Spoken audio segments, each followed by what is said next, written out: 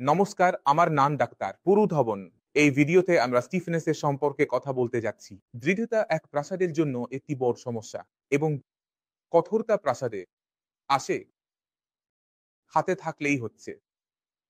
খোলাই থাকে, আঙুল খুলছে না, হাত নিচের দিকে থাকে, হাঁকতে হাঁকতে এভাবে চলে যায়, কন্দ নড়ে না, কলম বাসে থাকে। একইভাবে পায়ে হয়, যা আপনার সঠিকভাবে চলতে দেয় না, ঝটকা দিয়ে চলতে হয়। খুলতে বা চালাতে অনেক বেশি শক্তি প্রয়োগ করতে হয়। তাই এই স্টিফনেস আমাদের মোবিলিটিতে, আমাদের সুস্থ হতে কোথাও বাধা সৃষ্টি করে এবং এটি ঠিক করার দুইটি পদ্ধতি রয়েছে, একটি অস্থায়ী, একটি স্থায়ী।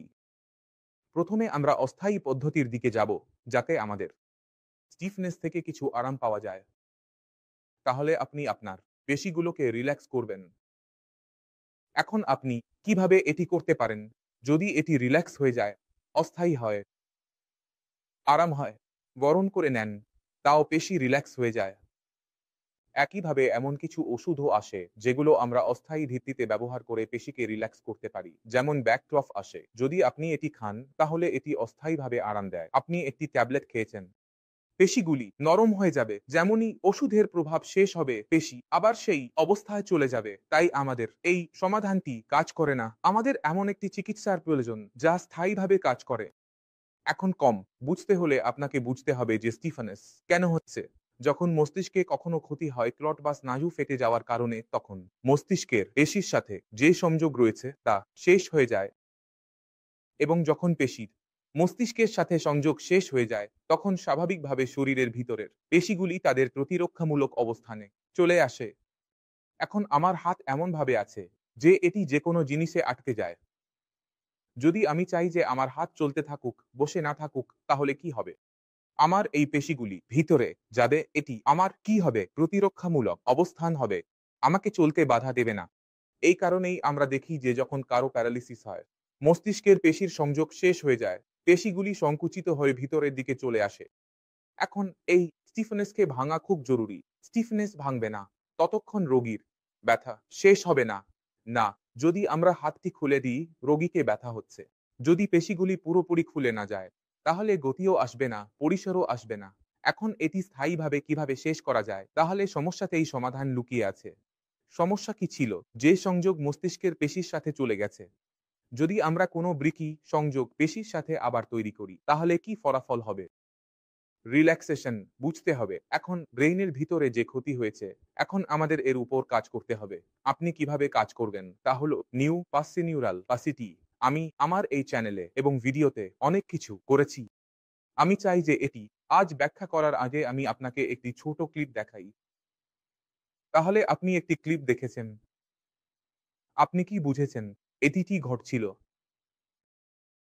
কিছু বুঝতে পারলেন? আমি ২টি নিউরন সেলের কথা বলছি, যেগুলি আমাদের মস্তিষ্কের সম্পর্কে আমরা কথা বলি নিউরো সেলস। এই সেলগুলির মাধ্যমেই আমাদের পুরো মস্তিষ্ক গঠিত হয়। তাহলে যেমন তাদের মধ্যে নিউরোপ্লাস্টিসিটি শুরু হয়, তারা একে অপরের হাত মেলানো শুরু করে, হাত করা শুরু করে। এখন আমরা শুধু ২টি সেল দেখেছি। আমরা কেন দেখেছি? কারণ আমরা এটি ল্যাবে দেখেছি, একটি পেপসি ডিশে দেখেছি, মাইক্রোস্কোপে দেখেছি, তাই আমরা ২টি দেখেছি। এখন মস্তিষ্কে চিন্তার মধ্যে একটি সেল আছে, তার চারপাশে কতগুলো আরো সেল থাকবে, 4টি সেলের দ্বারা ঘিরা থাকবে। এখন এর সংযোগ কত হাজার সেলের সাথে হবে? তাহলে আপনার মস্তিষ্কের একটি সেল কতগুলো সেলের সাথে যুক্ত আছে তা নির্ভর করে আপনার মস্তিষ্ক কতটা জটিল। এখন আপনার ভেতরে আপনার সম্পর্কে ভাবুন এবং একজন মহান বিজ্ঞানীর সম্পর্কে ভাবুন। আপনার ভেতরে আরেকজন মহান বিজ্ঞানী। মনে করুন আইনস্টাইনের মধ্যে কি পার্থক্য আছে? তিনি কেন এত ভাবতে পেরেছিলেন যা আপনি ভাবতে পারেন না? তিনি এত কম প্রেমে কেন করতে পেরেছিলেন যা আপনি করতে পারেন না? পার্থক্য হলো তার মস্তিষ্কের একটি সেল কতগুলো সেলের সাথে যুক্ত আছে। তাহলে আমাদের কি করতে হয়? ডায়ালিসিসের রোগীদের মধ্যে এটা ক্ষতি হয়ে গেছে, কিছু মারা গেছে। যদি আমরা তাদের সংযোগ বাড়াই, তাহলে আমাদের পুনরুদ্ধার দেখতে পাওয়া যায়। এখন এই পুনরুদ্ধার কেন হলো? কারণ মস্তিষ্কের মধ্যে যে এই যান্ত্রিকতা আপনি দেখেছেন, একে নিউরোপ্লাস্টিসিটি বলা হয়। নিউরোপ্লাস্টিসিটি খুব গুরুত্বপূর্ণ এবং এর ফলাফল একদম শীর্ষ স্তরের। আমি চাই ফলাফল দেখুন। তাহলে আপনি দেখেছেন ফলাফল কতটা আকর্ষণীয় হয়।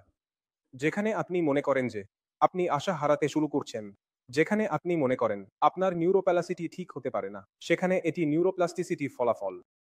তাহলে এখন আপনি আশা হারাবেন না, সাহস রাখুন এবং শুরু করুন ব্যায়াম, খাবার, ওষুধ এবং নিউরোপ্লাস্টিসিটি নিয়ে।